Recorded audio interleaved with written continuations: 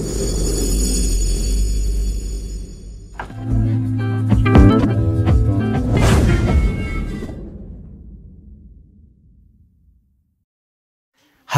Hi Karnataka, ನಮಸ್ಕಾರ. ಇದು ನಿಮ್ಮ ಟೆಕ್ನಿಕಲ್ ಬೇಬಿ ಯೂಟ್ಯೂಬ್ ಚಾನಲ್. ನಾನು ನಿಮ್ಮ ಬಸವರಾಜ್. ಸ್ನೇಹಿತರೆ, ಕರ್ನಾಟಕ ಸರ್ಕಾರದ ಗ್ಯಾರಂಟಿ ಯೋಜನೆಗಳಲ್ಲಿ ಈಗಾಗಲೇ 4 ಗ್ಯಾರಂಟಿ ಯೋಜನೆಗಳನ್ನು ಜನರಿಗೆ ತಲುಪಿಸಿದ್ದಾರೆ. ಹಾಗೆ ಇಲ್ಲಿ ಮಹತ್ವದ ಮತ್ತೊಂದು ಮಾಹಿತಿಯನ್ನು ಈ ಸಂಯುಕ್ತ ಕರ್ನಾಟಕ ನ್ಯೂಸ್ ಪೇಪರ್ನಲ್ಲಿ ನೀಡಲಾಗಿದೆ.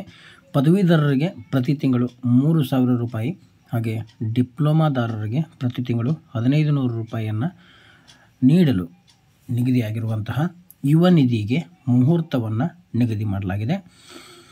ಯೋಜನೆಗೆ ದಾಖಲೆ ಸಲ್ಲಿಕೆ ಅವಶ್ಯ ಅಂತೇಳಿ ಇಲ್ಲಿ ಮಾಹಿತಿಯನ್ನು ನೀಡಲಾಗಿದೆ ಸ್ನೇಹಿತರೆ. ಹಾಗಿದ್ರೆ ಈ ಅಂಶವನ್ನು ನಾವು ಕ್ಲಿಯರಾಗಿ ನೋಡೋದಾದರೆ, ಸರ್ಕಾರದ ಮಹತ್ವ ಗ್ಯಾರಂಟಿ ಯೋಜನೆಗಳಲ್ಲಿ ಒಂದಾಗಿರುವ ಯುವ ನಿಧಿಗೆ ಮುಹೂರ್ತ ನಿಗದಿಯಾಗಿದ್ದು ಜನವರಿಯಲ್ಲಿ ಚಾಲನೆ ನೀಡಲಾಗ್ತದೆ. ಈ ಯೋಜನೆಯನ್ನು ಹೊಸ ವರ್ಷದಲ್ಲಿ ಜಾರಿಗೆ ತರುವುದು ಖಚಿತವಾಗಿದ್ದು, ಯಾವ ದಿನಾಂಕದಂದು ಜಾರಿಗೆ ತರಲಾಗ್ತದೆ ಎಂಬುದನ್ನು ಮಾತ್ರ ಈಗ ಬಾಕಿ ಇಡಲಾಗಿದೆ. ಪ್ರಸಕ್ತ ಸಾಲಿನ ಬಜೆಟ್ನಲ್ಲಿ ಘೋಷಣೆ ಮಾಡಿದ 143 ಕಾರ್ಯಕ್ರಮಗಳಲ್ಲಿ ಪ್ರಸ್ತುತ 83 ಯೋಜನೆಗಳನ್ನು ಜಾರಿಗೆ ಮಾಡಲಾಗಿದೆ. ಪ್ರಮುಖವಾಗಿ 4 ಗ್ಯಾರಂಟಿ ಯೋಜನೆಗಳಾದ ಗೃಹ ಜ್ಯೋತಿ, ಅನ್ನಭಾಗ್ಯ, ಶಕ್ತಿ, ಗೃಹಲಕ್ಷ್ಮಿ ಯೋಜನೆಗಳು ಜನರನ್ನು ಈಗಾಗಲೇ ತಲುಪಿದ್ದಾವೆ. ಈಗ 5ನೇ ಗ್ಯಾರಂಟಿ ಆಗಿರುವ ಯುವ ನಿಧಿ ಜನವರಿಯಲ್ಲಿ ಜಾರಿಗೆ ಬರಲಿದೆ ಅಂತೇಳಿ CM ಸಿದ್ದರಾಮಯ್ಯ ಅವರು ಇತ್ತೀಚೆಗೆ ತಿಳಿಸಿದ್ದಾರೆ ಸ್ನೇಹಿತರೆ. ಯುವ ನಿಧಿ ಯೋಜನೆಯಡಿಯಲ್ಲಿ ಒಮ್ಮೆ ಫಲಾನುಭವಿಗಳಾಗಿ ಆಯ್ಕೆಯಾಗುವ ಯುವ ಜನತೆಗೆ 2 ವರ್ಷಗಳ ಅವಧಿಯವರೆಗೆ ಭತ್ಯೆಯನ್ನು ಪಡೆದುಕೊಳ್ಳಬಹುದಾಗಿದೆ. ಹೀಗಾಗಿ ಪದವೀಧರರಿಗೆ ಮಾಸಿಕ 3,000 ರೂಪಾಯಿ ಹಾಗೂ ಡಿಪ್ಲೊಮಾ ಪದವೀಧರರಿಗೆ ಮಾಸಿಕ 1,500 ರೂಪಾಯಿ ಕೊಡಲಾಗ್ತದೆ. ಆದರೆ 2 ವರ್ಷಗಳ ಅವಧಿಯೊಳಗೆ ಅವರಿಗೆ ಕೆಲಸ ಏನಾದರೂ ಸಿಕ್ಕರೆ ತತ್ಕ್ಷಣ ಈ ಭತ್ಯೆಯನ್ನು ನಿಲ್ಲಿಸಲಾಗ್ತದೆ. ಫಲಾನುಭವಿಗೆ 2 ವರ್ಷಗಳ ನಂತರ ಯೋಜನೆಯ ಹಣವನ್ನು ನೀಡಲಾಗುವುದಿಲ್ಲ. ಮುಖ್ಯಮಂತ್ರಿ ಸಿದ್ದರಾಮಯ್ಯ ಅವರು ಇತ್ತೀಚೆಗೆ ಮಾಹಿತಿಯನ್ನು ಈ ರೀತಿಯಾಗಿ ನೀಡಿದರು ಸ್ನೇಹಿತರೆ. ಯೋಜನೆ ಯಾರಿಗೆ ಅರ್ಹತೆಯನ್ನು ನೀಡ್ತದೆ ಅನ್ನೋದನ್ನು ನಾವು ನೋಡೋದಾದರೆ, ಯಾವ ಅರ್ಹತೆ ಉಳ್ಳವರಿಗೆ ಎಷ್ಟು ಹಣ ಸಿಗುತ್ತದೆ, ಯಾವೆಲ್ಲ ದಾಖಲೆಗಳು ಬೇಕು ಎಂಬ ಬಗ್ಗೆ ಸರ್ಕಾರ ಮಾಹಿತಿಯನ್ನು ನೀಡಿದೆ. ಅರ್ಜಿದಾರರು 2022 ಮತ್ತು 23ನೇ ಸಾಲಿನಲ್ಲಿ ಪದವಿ ಅಥವಾ ಡಿಪ್ಲೊಮಾದಲ್ಲಿ ಉತ್ತೀರ್ಣರಾಗಿರಬೇಕು. ಪದವಿ ಅಥವಾ ಡಿಪ್ಲೊಮಾಗೆ ತೇರ್ಗಡೆಯಾದ ದಿನಾಂಕ ನಂತರ ಕನಿಷ್ಠ 180 ದಿನಗಳವರೆಗೆ ನಿರುದ್ಯೋಗಿಯಾಗಿರಬೇಕು ಅನ್ನೋದನ್ನು ಈ ಮಾಹಿತಿಯಲ್ಲಿ ನೀಡಲಾಗಿದೆ ಸ್ನೇಹಿತರೆ.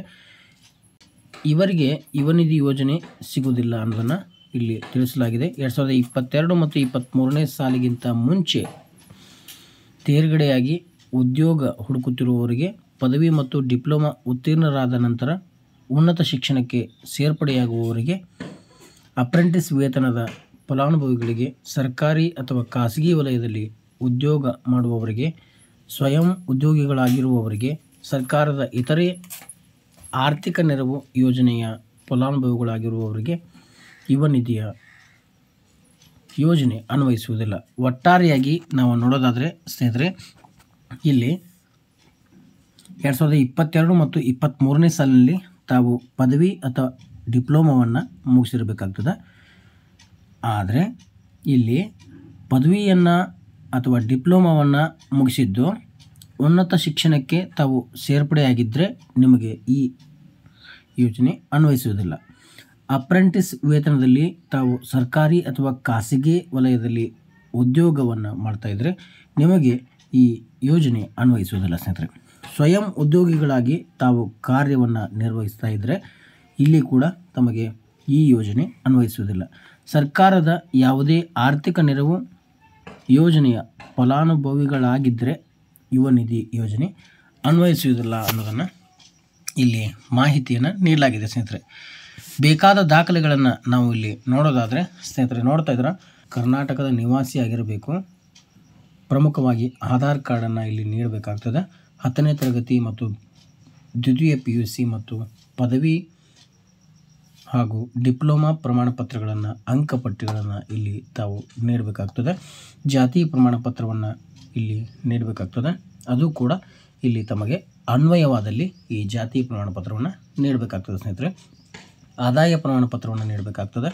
ಮೊಬೈಲ್ ನಂಬರ್, ಬ್ಯಾಂಕ್ ಖಾತೆಯ ವಿವರಗಳನ್ನು ತಾವು ಇಲ್ಲಿ ನೀಡಬೇಕಾಗ್ತದೆ. ಸ್ವಯಂ ಘೋಷಣಾ ಪ್ರತಿಯನ್ನು ಕೂಡ ತಾವಿಲ್ಲಿ ನೀಡಬೇಕಾಗ್ತದೆ ಸ್ನೇಹಿತರೆ. ಒಟ್ಟಾರೆಯಾಗಿ ಯುವ ನಿಧಿ ಯೋಜನೆಯಲ್ಲಿ ಅರ್ಜಿಯನ್ನು ಸಲ್ಲಿಸಬೇಕಾದ್ರೆ ಈ ಮಾಹಿತಿ ತಮಗೆ ಮಹತ್ವವಾದದ್ದು ಅನ್ನೋದನ್ನು ಈ ವಿಡಿಯೋದ ಮೂಲಕ ತಮಗೆ ತಿಳಿಸೋಕೆ ಇಷ್ಟಪಡ್ತೀನಿ ಸ್ನೇಹಿತರೆ. ಇದೇ ರೀತಿಯಾದ ಹಲವಾರು ಯೋಜನೆಗಳ ಕುರಿತು ಮಾಹಿತಿಯನ್ನು ತಿಳಿಯೋದಕ್ಕೆ ನಮ್ಮ ಟೆಕ್ನಿಕಲ್ ಬೇಬಿ ಯೂಟ್ಯೂಬ್ ಚಾನಲನ್ನು ಸಬ್ಸ್ಕ್ರೈಬ್ ಮಾಡಿ. ಇದೇ ರೀತಿಯಾದ ಹಲವಾರು ಮಹತ್ವಪೂರ್ಣ ಯೋಜನೆಗಳ ಮಾಹಿತಿ ನಿಮಗೆ ನಿಮ್ಮ ಮೊಬೈಲ್ನಲ್ಲಿ, ನಿಮ್ಮ ಅಂಗೈಯಲ್ಲಿ ತಿಳಿಯುವಂತಹ ಕೆಲಸವನ್ನು ನಾವು ಮಾಡ್ತೀವಿ. ಹಾಗಿದ್ರೆ ಈ ವಿಡಿಯೋನ ಇಲ್ಲಿಗೆ ಮುಗಿಸ್ತಾ ಇದ್ದೇನೆ. ಮುಂದಿನ ಮತ್ತೊಂದು ವಿಡಿಯೋದಲ್ಲಿ ನಿಮಗೆ ಸಿಗ್ತೀನಿ ಸ್ನೇಹಿತರೆ. ನಮಸ್ಕಾರ, ಬಾಯ್ ಸ್ನೇಹಿತರೆ.